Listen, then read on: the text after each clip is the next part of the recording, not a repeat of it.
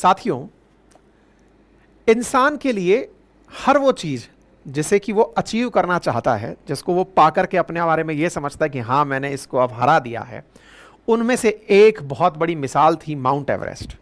इंसान ये सोचता था कि बस माउंट एवरेस्ट पर जिस दिन चढ़ाई हो जाएगी मैं उसको पछाड़ दूंगा। ऐसा करते करते दुनिया में हमने बहुत से ऐसे उदाहरण याद करने शुरू किए कि बताइए सबसे पहले दुनिया की सबसे ऊंची चोटी माउंट एवरेस्ट पर कौन चढ़ा। बचपन से लेकर अब तक हम इस तथ्य को याद करते आए। सब तेंजिंग नॉर्वे चढ़े, पहले पर्सन थे जो माउंट एवरेस्ट पर चढ़े थे। कोई बात नहीं साहब, याद कर लिया हमने माउंट एवरेस्ट। लेकिन इस समय सुर्खियों में है। किस कारण से? नॉर्वे के कारण सुर्खियों में नहीं है।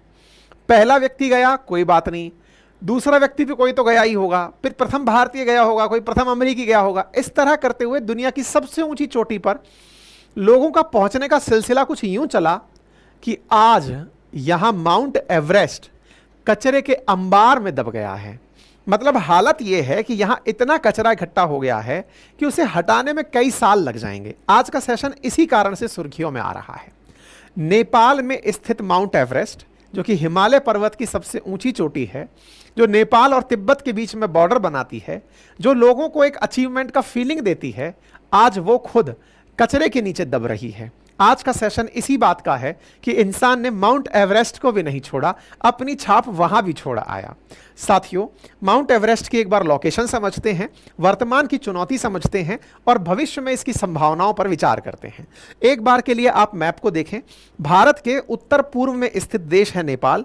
नेपाल की सबसे ऊंची चोटी जिसका नाम है माउंट एवरेस्ट, जिसे समिट के नाम से भी जाना जाता है, 8,848 मीटर जिसकी ऊंचाई है, यानी समुद्र तल से लेकर सीधे 9 किलोमीटर चले जाओ, इतनी ऊंचाई पर माउंट एवरेस्ट की पीक है, जहां पहुंचते पहुंचते ऑक्सीजन कम हो जाती है। जो जमीन पर अपनी ऑक्सीजन है लगभग उसकी 1/3 ऑक्सीजन रह जाती है।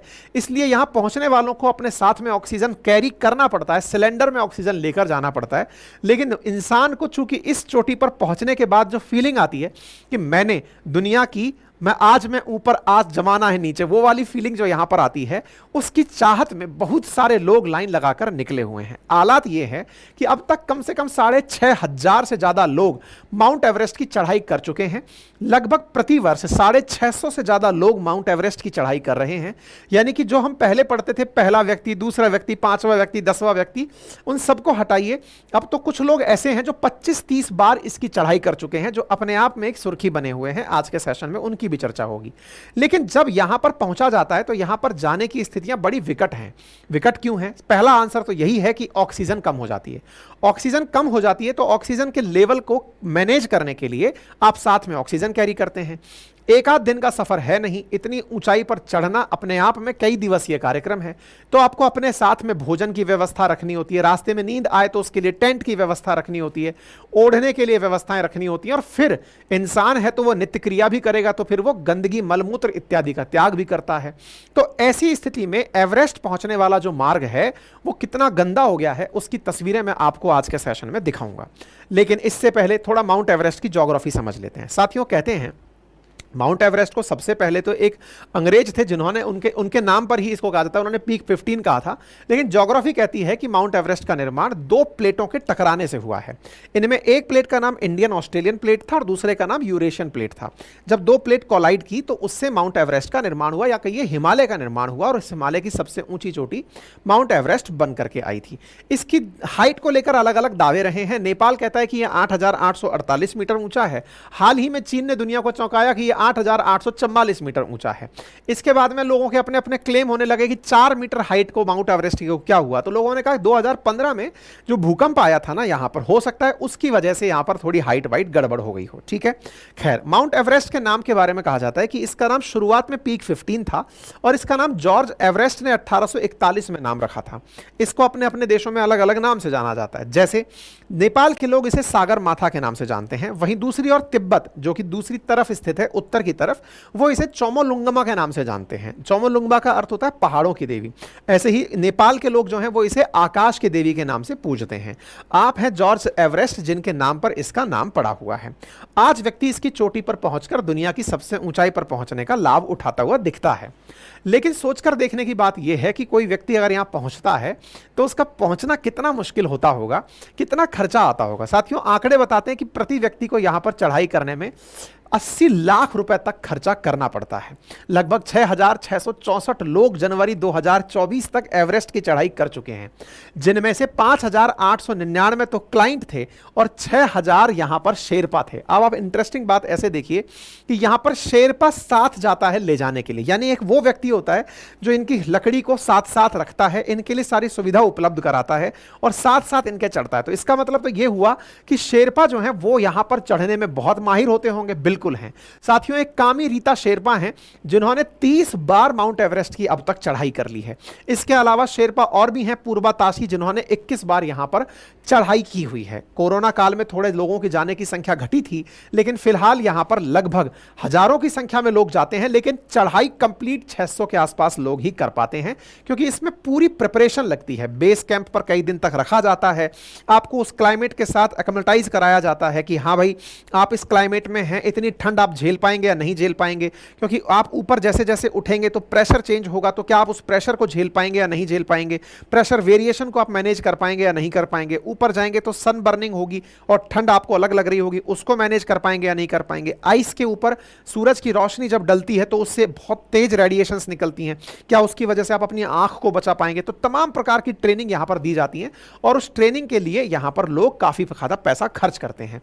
अब जो लोग जाते हैं निश्चित ही उनको जीवन यापन करना है। 80 लाख रुपया जो केवल माउंट एवरेस्ट पर चढ़ने के खर्च कर रहा है, तो साहब वो अपने जीवन को बचाने के लिए भी खर्चा करेगा। खर्चे के नाम पर वो खूब सारा यहां पर भोजन पदार्थ, टेंट हाउसेज, ये सब चीजें लेकर जाता है। हालात ये निकलता है कि यहां पर गार्बेज के ढेर लग गए हैं। गार्बेज के ढेर मैं आपको यहां पर कुछ इस तरह से दिखाऊं, कुछ तस्वीरें देखें, आप इससे अंदाजा लगाएं। ये बर्फ है एकदम, और इस बर्फ के अंदर इस प्रकार से प्लास्टिक जो है ना, जो कभी खत्म नहीं हो सकता, जो गल नहीं सकता, उसके ढेर यहां पर लगे हुए दिख रहे हैं। प्लास्टिक के टेंट्स यहां पर लगे हुए लोग छोड़ जाते हैं। क्यों? क्योंकि आप जब चढ़ाई पर चढ़ रहे हैं, अपन वैष्णो देवी की चढ़ाई पर जाते हैं तो ही सोचते हैं कि मैं पानी की बोतल भी लेकर कैसे चढ़ूंगा। यहां पर तो लोग अपने जीवन का सारा साधन लेकर चल रहे हैं कि ऑक्सीजन भी लेकर चलनी है, साथ में टेंट भी लेकर चलना है, अगर कई दिन का सफर है तो रास्ते का भोजन भी लेकर चलना है, मेडिसिन भी लेकर चलनी है, ठंड ना लगे इसकी व्यवस्था भी करके चलनी है, खुद का सामान भारी है। तो ऐसी स्थिति में लोग जितनी चीजों की जरूरत खत्म होती जाती है, उन्हें यहां पर इस तरह से छोड़कर निकल लेते हैं। इसके हालात आप देखें तो अंदाजा लगाएं। और ये सुर्खियों में क्यों आया ना, इसके पीछे की कहानी बताता हूं। असल में एक व्यक्ति हैं जो कि यहां पर, इनका नाम है आंग बाबू शेरपा। शेरपा मतलब यहां पर एवरेस्ट पर ले जाने वाले लोग जो हैं, उनमें से आंग बाबू शेरपा ने एक मिशन शुरू किया है और वो फ्रोजन गार्बेज जो इस ठंड के अंदर जम चुका है इस तरह से, उसको खोद खोद कर निकाल रहे हैं।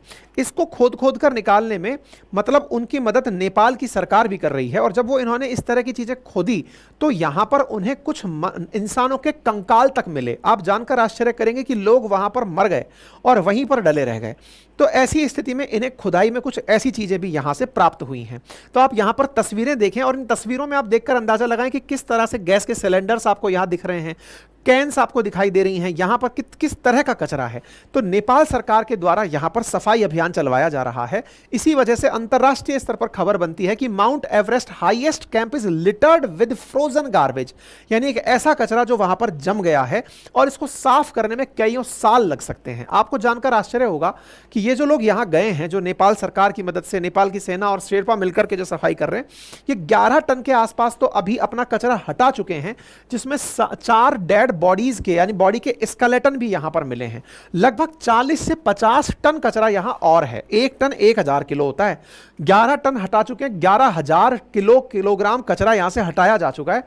लगभग 50,000 किलो कचरा और यहां पर ऑलरेडी डला हुआ है, जिसमें यहां पर फूड के पैकेट, गैस के कार्ट्रिज, ऑक्सीजन बोतल्स, डिस्चार्ज के रोप, ये सब चीजें यहां पर एक्सेस में डली हुई हैं। ठीक है ना? तो ऐसी स्थिति यहां पर लोगों को इस क्षेत्र के बारे में बहुत संवेदनशील तरीके से परेशान कर रही है कि माउंट एवरेस्ट जो अपने आप में हिमालय की वो चोटी जिसकी खूबसूरती को देखने के लिए लोग जा रहे हैं, वो जाकर के अपनी पहचान छोड़कर आ रहे हैं और वो पहचान अच्छी नहीं है।